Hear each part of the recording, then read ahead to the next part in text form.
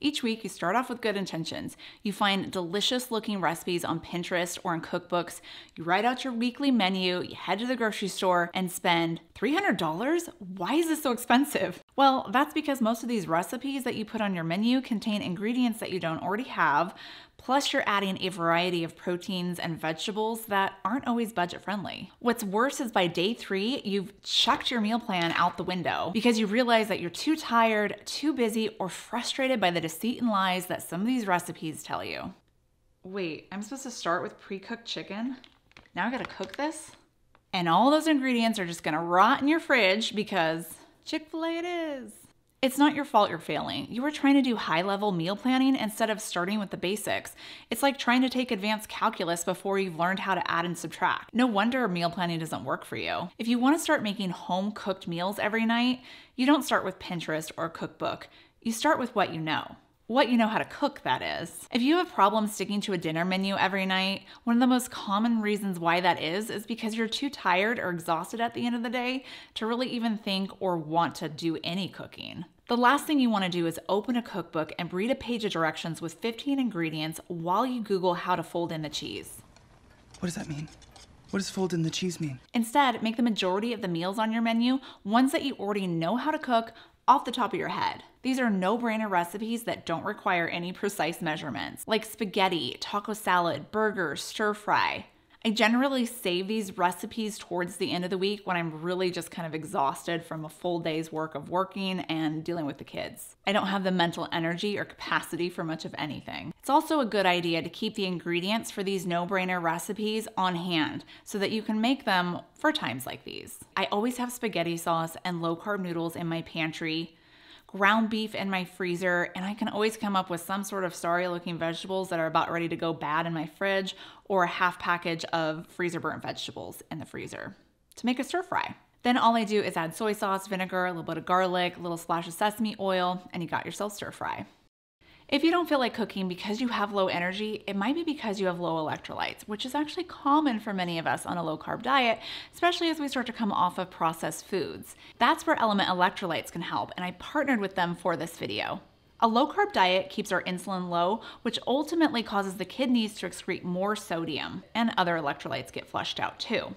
That's why you need more. Element is a science-backed formula of 1,000 milligrams of sodium, 200 milligrams of potassium, and 60 milligrams of magnesium, which keeps me from getting dehydrated from low electrolytes and all the symptoms that comes with it, like fatigue, headaches, dizziness. They come in a wide range of flavors, and they're sugar-free and gluten-free. And you don't just have to drink them plain with water. You can make fun drinks like mocktails or smoothies with them. If you want to try Element, they have a deal right now where you get a free sample pack with any order. It's a great way to try some of the flavors that they offer. Just go to drinkelement.com/KetoFocus to get yours. Another reason you aren't sticking to your menu is because you don't have time to cook. Both of my boys are in sports, and every night we have some sort of practice. Some nights we're gone from 5:30 to 9 o'clock at night. So I need meals that are really easy to make. I'm talking microwave easy, crock pot, instant pot, simple grill meals. Dump and go slow cooker meals are excellent on nights like this because you utilize just a few moments in the morning to throw some ingredients into your slow cooker, and then it slowly cooks dinner for you while you're doing other things. So when you come home, you have a home cooked meal. But if you're like me and forget to start your slow cooker recipe in the morning, well, that's where the Instant Pot comes in, because most of the slow cooker recipes can also be made in your Instant Pot in minutes. We use our grill year round because it's an easy way I can cook a protein like chicken or steak, and I don't have to clean up any giant pots or skillets afterwards. One of these easy dinner hacks I've been doing lately is to buy pre-cooked meals or proteins from Costco, like this sirloin or this pot roast. Even though some of these have microwavable instructions, it still tastes amazing. Sometimes I use the leftovers to turn into a meal like this pot roast. You can make an excellent shepherd's pie by cooking the meat with some veggies, add in some seasoning like tomato paste or Worcestershire sauce, top it with mashed cauliflower that comes pre-made. You can find this at pretty much any grocery store. Another reason why you might be struggling to stick to your weekly dinner menu every night is because you're just not used to cooking dinner. It's exhausting to cook every night if you're not used to cooking every night. Think about it this way. When you first start working out, most trainers aren't going to recommend that you start working out 2 hours a day, 7 days a week. You would easily burn out, plus that's a lot of stress on a body that's been stationary for years. Instead, they recommend that you start at maybe 20 minutes a day, 3 to 4 days a week. Then slowly work up to include longer workouts for 4 to 5 days a week. It's the same with cooking. You need to build up your cooking muscle and get used to cooking every single night. So start with a dinner menu where you're only cooking 3 or 4 days a week. These include easy to make recipes, no-brainer recipes, just so you can get used to cooking. After a few weeks, then you move up to doing this 4 to 5 nights a week, and then 6 to 7 nights a week. What do you do on these nights that you're not cooking? Well, you could opt for going out to eat, takeout, fast food, or you could get some easy, quick meals from your freezer section of the grocery store, or just have leftovers.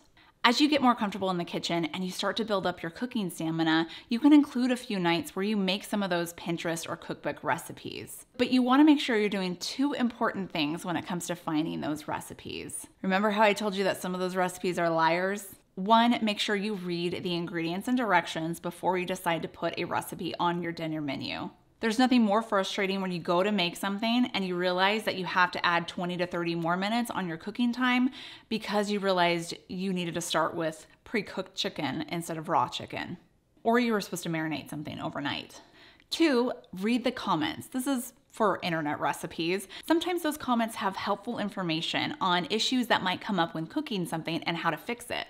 But another reason is, have you ever made a Pinterest recipe because it looked amazing, but it turns out that it actually didn't taste very good, and you're wondering what's wrong because there was clearly 1,000 people that gave this recipe 5-star reviews, and you just thought it was nah. Well, as a food blogger, as somebody who has some insight into the industry and has witnessed some people do this, it can sometimes be a lie.